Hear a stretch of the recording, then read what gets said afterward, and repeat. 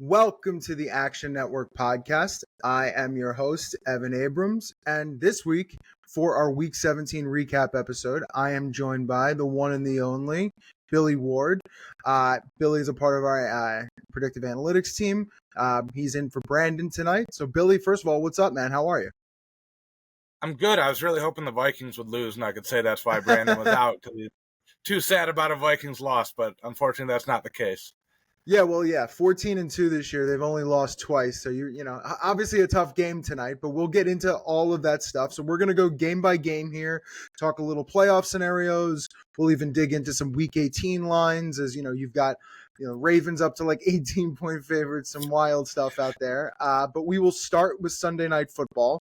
So a wild one, maybe the game of the week so far. I mean, we got overtime. You kind of got the whole kit and caboodle in this one, but Washington ends up winning the game 30-24 in overtime. Let me actually check the closing line here. So the line closed at 3.5 for Washington, which they end up covering in overtime, and 46.5, which went over in regulation. But to me, the story of this game was Olumide Zaccheaus, who honestly went off. I mean, in our projections tool, we had him for over 3.5 receptions at plus money. I think he ended with like 8 or 9 in this game. He ended with 8 for 85 and a touchdown. So even in the first half, he had 6 for 63. I mean, they were going to him all night as AJ Terrell was really shutting down Terry McLaurin on that side, who ended up with 1 catch for 5 yards, and he got 7 targets in the game. So it wasn't like they were not trying to get to him. I mean, I think the thing everyone will talk about from this game would be the clock management by Raheem Morris. Obviously coming back to bite them a little bit as we ended up going to overtime, maybe could have gotten more points out of it. But to me, that's probably the scenario. The 56-yard field goal, obviously about 8 to 10 yards short by Patterson. You look at the box score, though, before I toss it over to you. Jayden Daniels, 227 passing yards, 127 rushing yards. I looked this up. So quarterbacks to go 220 and 120 with 2 passing touchdowns. Lamar, Josh, Kaepernick, Vic, Randall Cunningham, and now Jayden Daniels. So not a bad list, and obviously getting the rookie record with rushing yards. He's been ridiculous. What else you got in this game? Just a wild one. Yeah, the big takeaway for me is how much sooner should the Falcons have switched to Michael Penix? Because, I'm a big fantasy guy. I drafted Kyle Pitts and Drake London a ton this year, and it was very frustrating. And now all of a sudden they come alive when they get a quarterback who's functional and his arm still works and stuff that we haven't been able to say about Kirk Cousins. Seems like a little bit too little too late for the Falcons. I think they can still make the playoffs. I haven't ran through all the scenarios here. But you got to figure, a few extra weeks of seasoning, he would be better at this point. His interception last week wasn't really his fault. He hasn't been super accurate, but the life we've seen out of the Falcons offense the last 2 weeks, it's just been so much better than we saw with Kirk Cousins. So that's the takeaway for me, is that this would be a very different Falcons team, I think, if we got 7 or 8 weeks out of Michael Penix instead of just these last 2. Oh, there's no question. I actually looked this stat up to use kind of to basically tell your point. Since week 13, Kirk Cousins' completion percentage over expected was 27th of 30 QBs. I mean, They just had to make the move. He wasn't getting it to any of the targets. And we even saw it tonight. I mean, Penix looked great. He had that fourth quarter drive that basically got them back into the game, the 4th down, over and over and over again. It's looking like they made the right move.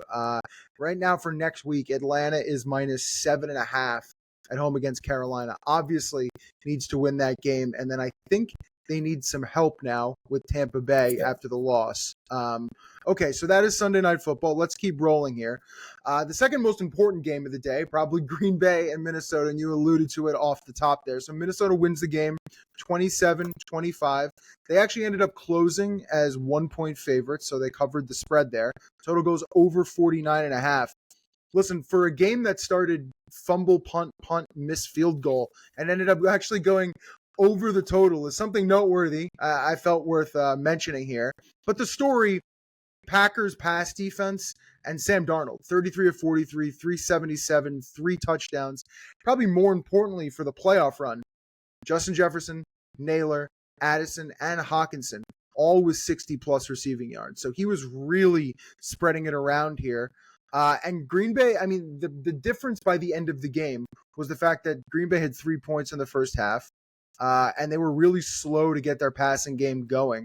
Minnesota's won 9 straight, and over their last 7 games, Darnold, 18 touchdowns, 2 interceptions. I mean, what else were you kind of seeing in this one that maybe we can take forward? Yeah, I mean, it really wasn't as close, I thought, at least, as the 2-point final score made it seem to be. Minnesota, 170 more total net yards, about 11 extra minutes time of possession.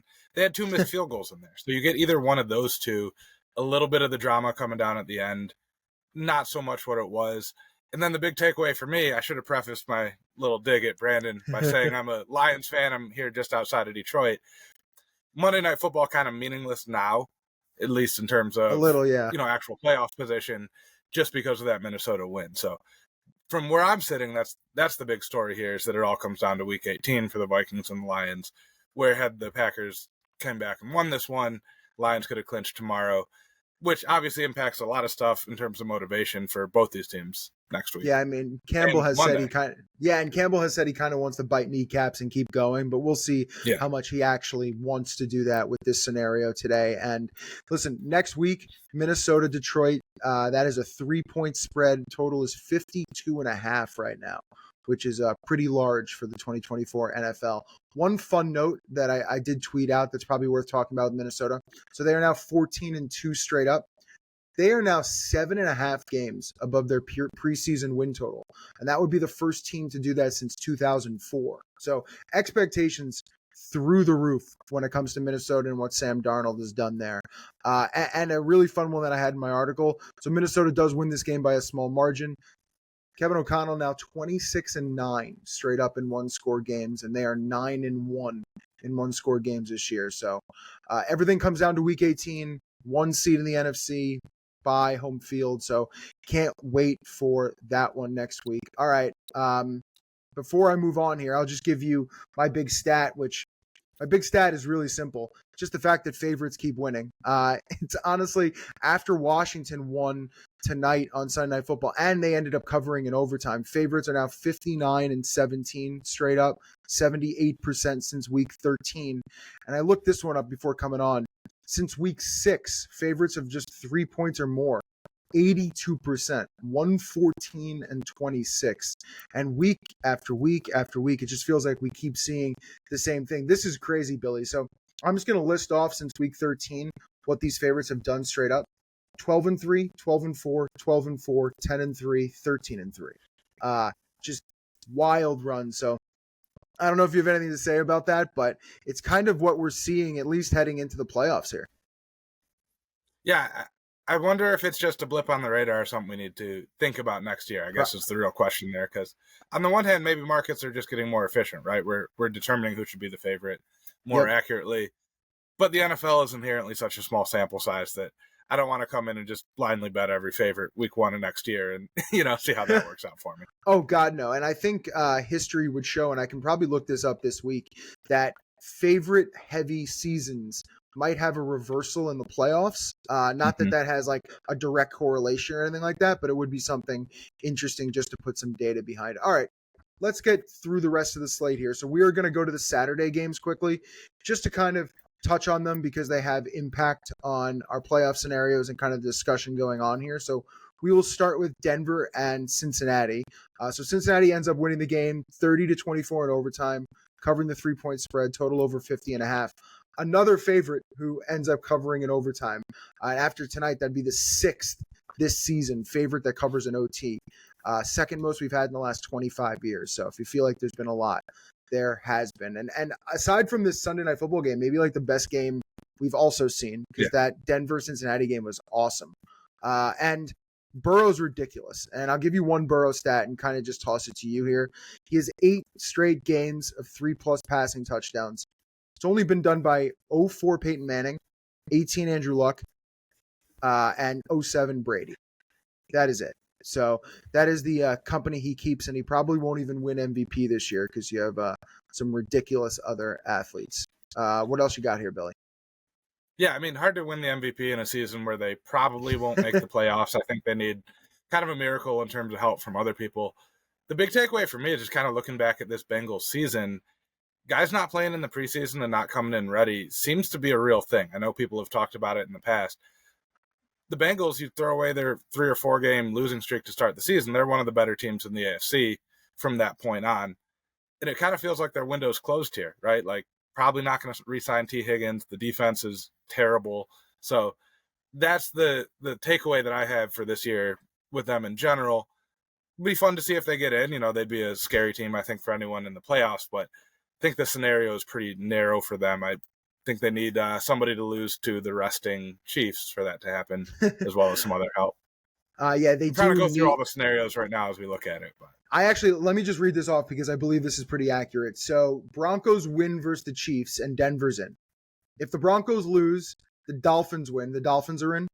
If the Broncos and Dolphins lose and the Bengals win, then the Bengals are in. And if all of them lose, Denver gets in.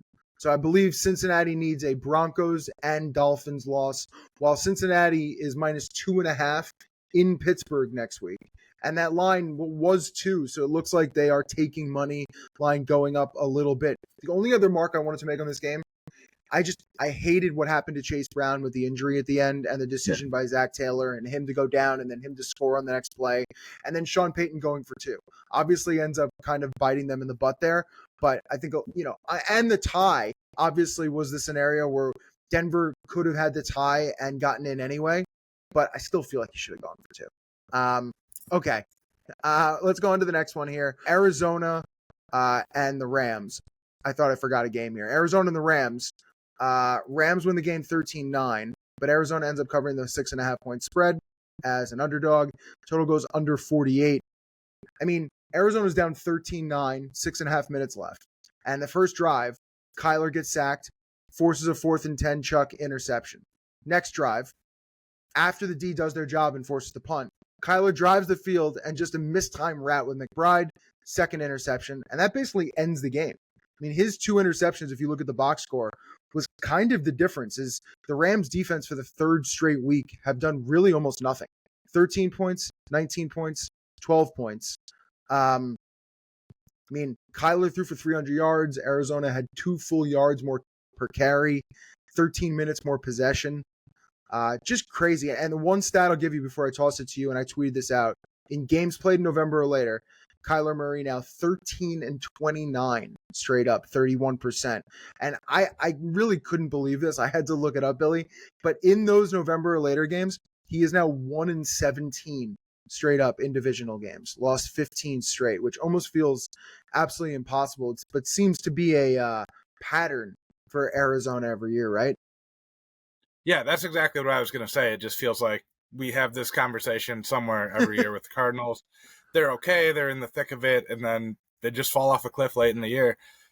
And we're almost seeing the opposite trend with the Rams, where they start kind of slow, it seems like, under the McVay Stafford era and heat up. I'm very impressed by the Rams because they win a shootout against the Bills. And then, as you alluded to, defense hasn't given up more than 19 points in 3 straight weeks. They're doing what they need to do to win, even if that's just, let Kyler Murray make mistakes. But they're going to be a fun team. If they get it, they didn't clinch with that one. No, they did clinch, yeah. So they clinched this week. They're a scary team in the playoffs. I'm hoping my Lions get that 1 seed and don't run into them earlier, have to travel to LA. I think they can compete with anyone. They obviously, if you can beat the Bills in a shootout and also win 13-9 games, that's a tough team for anyone. So getting hot at the right time, getting healthy at the right time as well.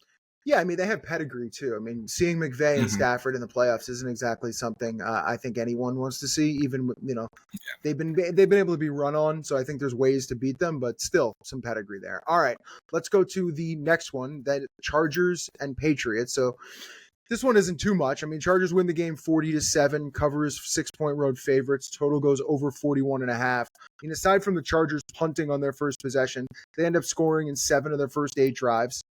It was good to see Dobbins get back, 19-76 coming off the injury.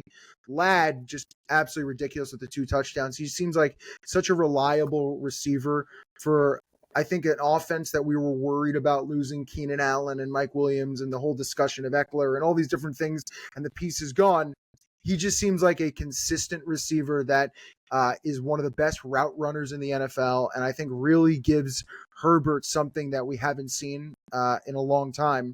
And I think with Johnston and Palmer and Disley and Smart, they end up having a probably better offense than I had originally thought they were going to have entering the year. And it looks like the Chargers will be locked into the 5 or 6 seed, which means I believe it's Buffalo or Baltimore, depending on how things kind of roll out next week. And then the only other thing is New England on the other side.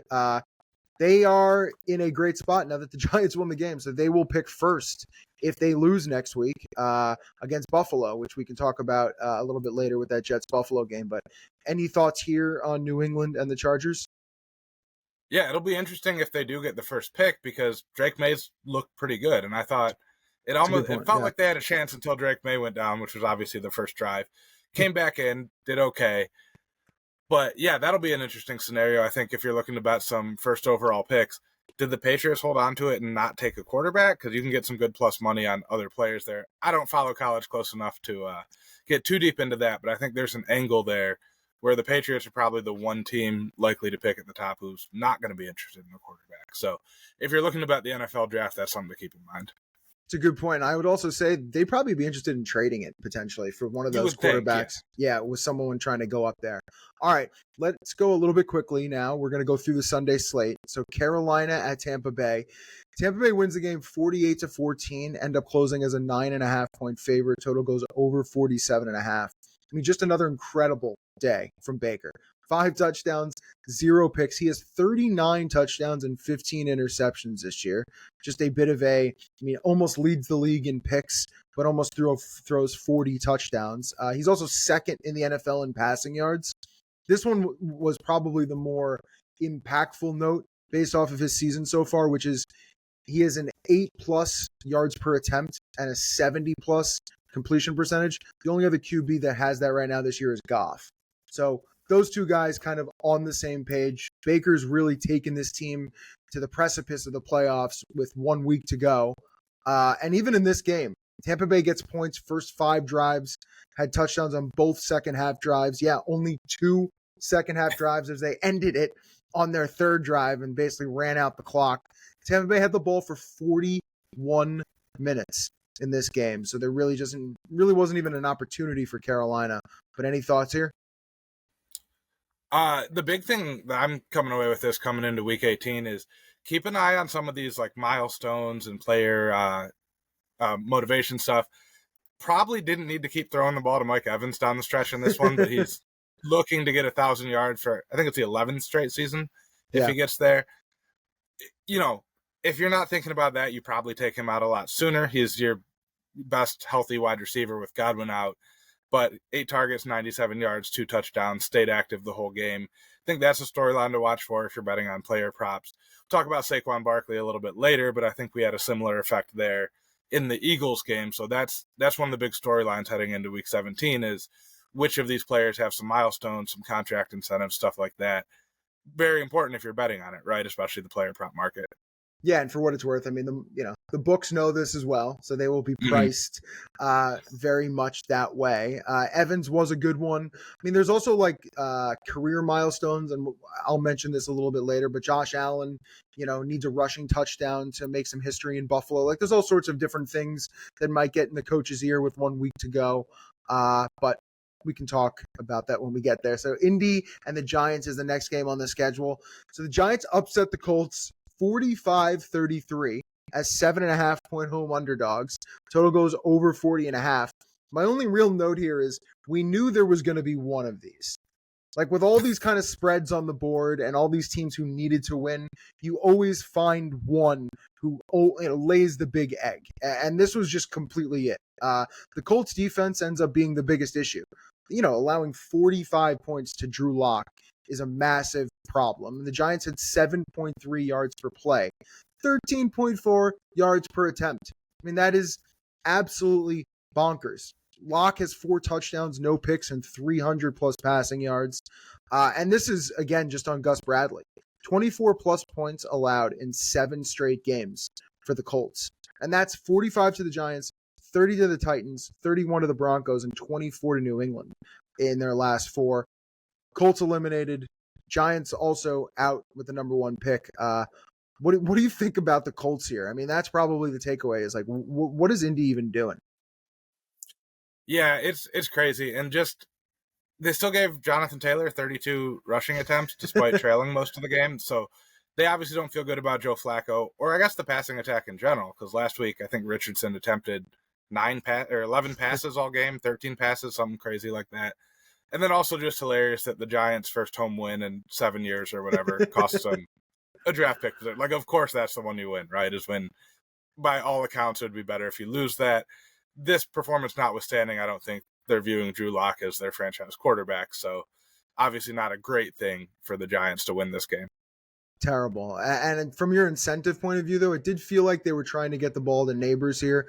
And I think Neighbors is kind of on the tail of Bowers for some of these records. And obviously, I think he's a little back. I haven't looked at the updated numbers, but it did feel like Neighbors was getting maybe a few more looks. They play Philly next week. I believe Philly has literally nothing to play for. They're 3.5-point favorites in that game, the Eagles at home. So maybe just an opportunity there for some more Neighbors. All right. Let's keep rolling here. Miami at Cleveland. So Miami wins the game 20-3 in Cleveland as a 3-point road favorite. Total goes under 32.5. 32.5. Unbelievable. The game, this one's pretty simple. So the game had 20 penalties and 23 points. And that was exactly how the game felt the entire time. It was pretty terrible except for Tyreek Hill, who goes for 9 receptions and 105 yards. Second most receptions in a game this year. Only his third 100-yard game, but it felt like he had the opportunity to do well here. Cleveland, at least from DVOA perspective, struggles against number 1 wide receivers. I think we preferred Huntley to Skyler in terms of trying to get Tyreek the ball. But listen, Miami 6-2 in their last 8. Their defense has been pretty good. Yes, DTR today, but facing Purdy, facing Stroud, allowing 20 or less points in those. I mean, that's kind of the situation. I mean, Cleveland goes 0-3 in the red zone. Miami goes 2 for 2, and that feels like the entire game. The only thing I'll say before tossing it to you, I believe Tua is questionable next week, says McDaniel, entering the week. They are -2.5, I believe. Yeah, -2.5 at the Jets. And we saw what happened with the Jets today. And that's in MetLife. So any thoughts here, Billy? Yeah, that's an interesting one.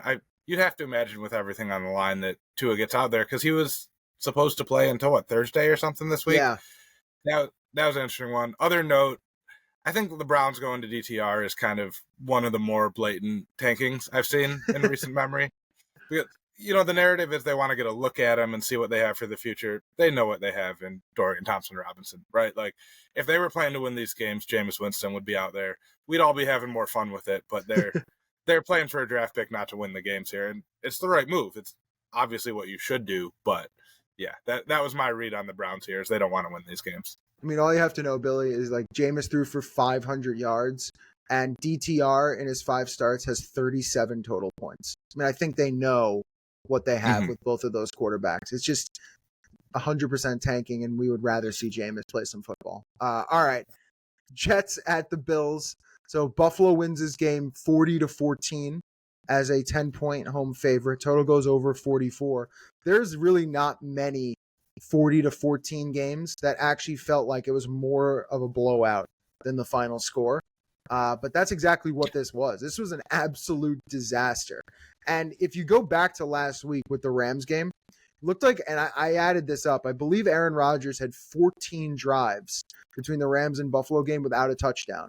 And then the first drive, Tyrod comes in, goes down the field for 75 yards and a touchdown drive. And even in the post-game press conference, Billy, Rodgers basically said at 33-0, he gave up and said, Tyrod, just go into the game.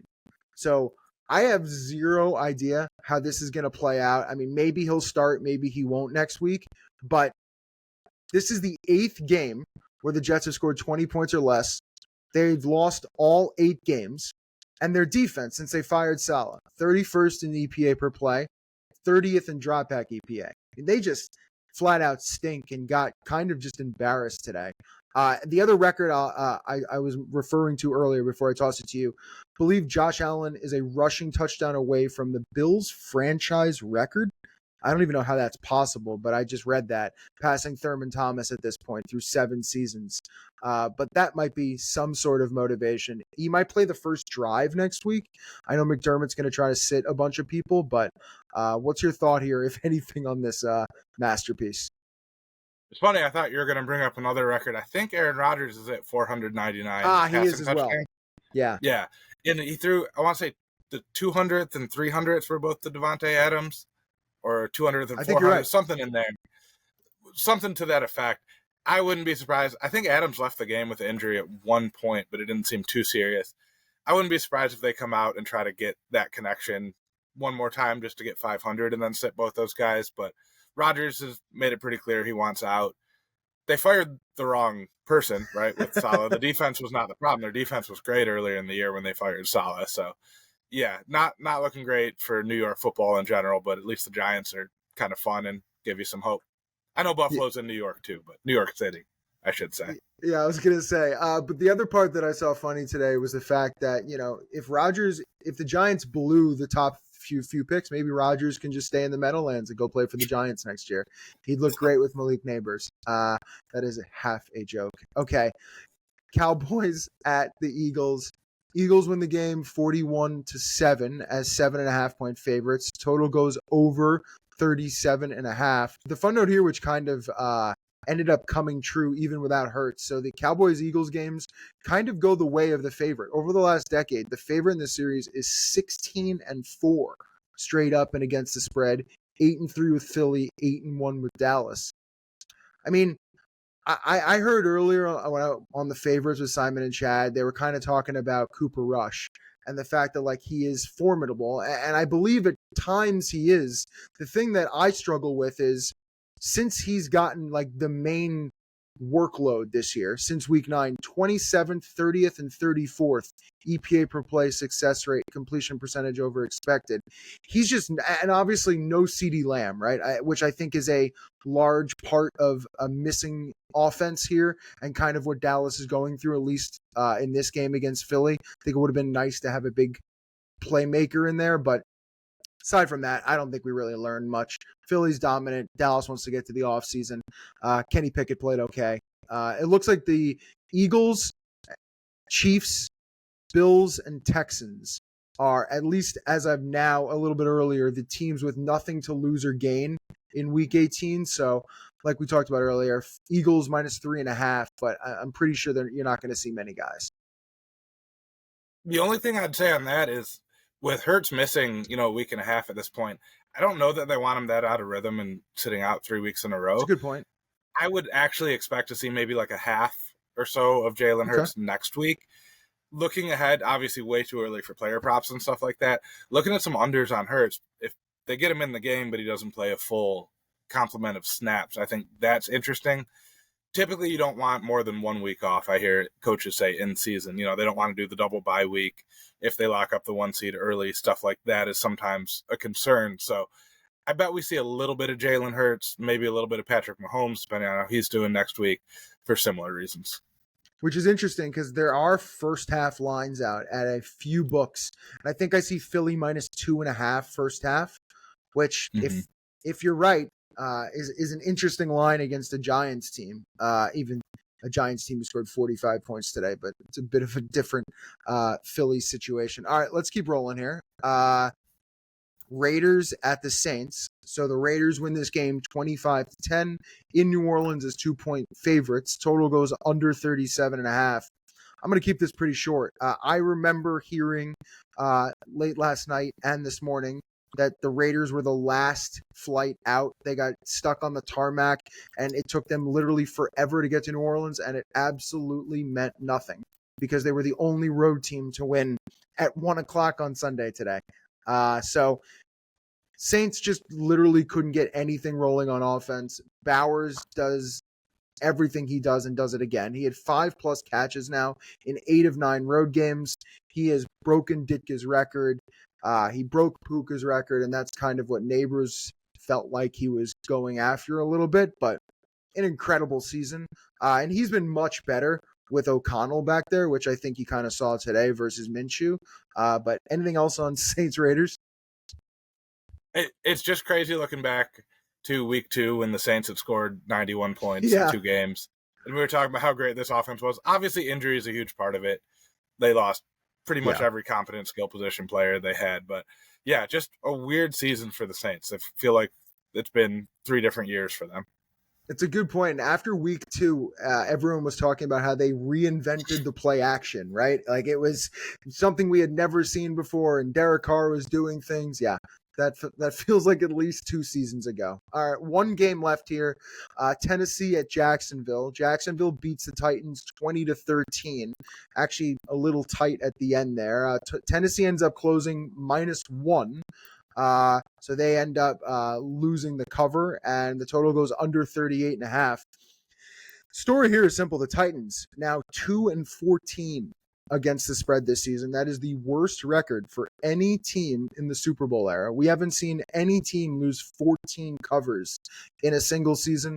Mason Rudolph goes 0-5 ATS entering this week. Will Levis 2-9 against the spread. That's how they got there. But listen, Tennessee just felt like they're just giving the game away, and Calvin Ridley didn't seem to have the game I think we all thought he might in a revenge spot. But just 2 teams that want to get to the offseason. Yeah, I was impressed by Brian Thomas. I think the Jaguars have something there. But outside of that, not a lot to be excited about for either team.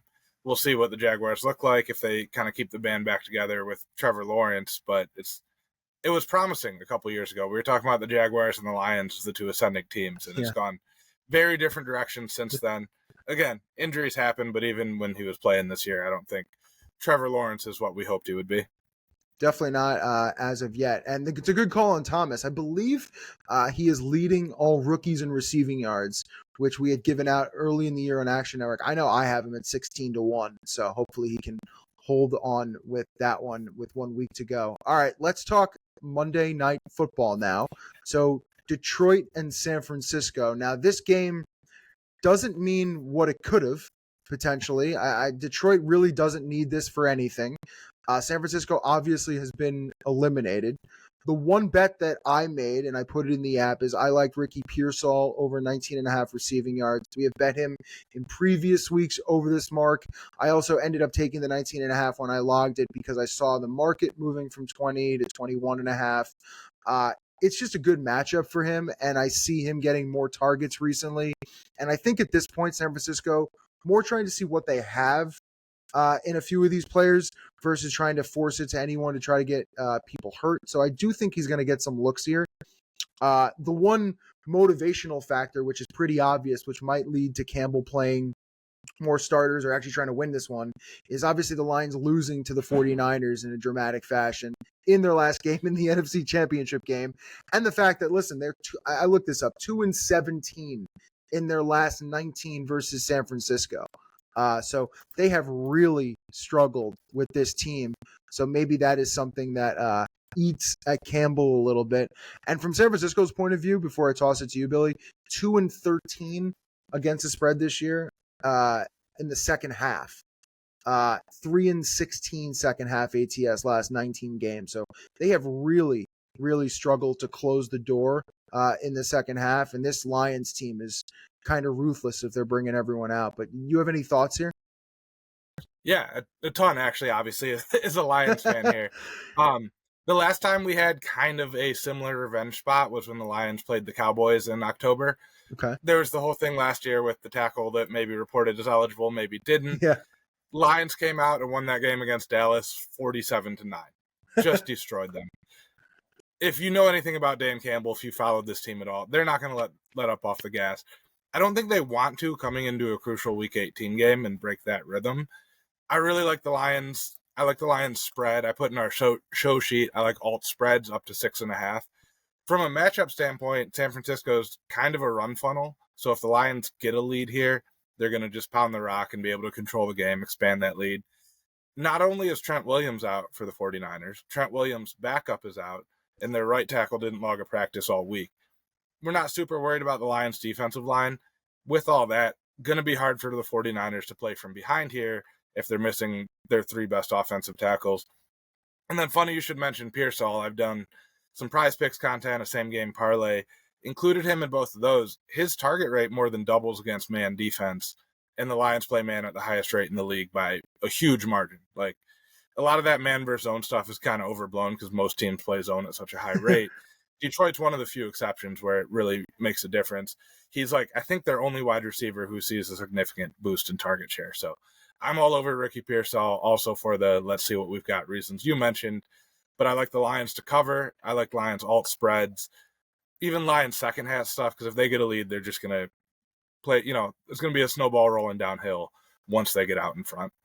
Yeah, I admit, I'm sure you're aware of this, but this stat just absolutely blows my mind. So over the last 3 seasons, the Lions are 38, 13, and 1 against the first half spread too, 75%. So like, forget all the cover stuff that they're about and how Campbell's done, and the last few years they're kind of on record pace. That first half number just absolutely blows me away.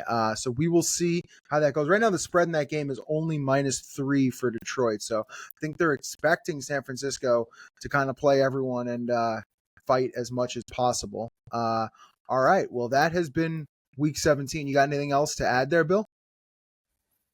Yeah, no, that's it for me. I'm kind of looking ahead to week 18 as a Lions fan for Lions Vikings. It's going to be fun. Yeah, I mean, honestly, we've got a few of the playoff spots kind of been decided here. Not a ton of drama next week, but Bengals Steelers ends up being like a really good game for a few things. And again, I think everyone's looking forward to Minnesota and Detroit. So we got some Saturday games, then some Sunday games, and all of a sudden the playoffs are here. So we will be back. We have best bets episodes this week, and Brandon will be back for a bunch of that stuff. And then we have the recap episode as well next Sunday night, where we will kind of talk about everything that happened in week 18 and preview some of the playoff matchups and talk some stats and different look aheads there with Brandon. But thanks everybody for listening in. I am Evan Abrams. That is Billy Ward. And tune in this week for all of our action, and check out actionnetwork.com and the Action Network app for all of our articles, and enjoy the slate.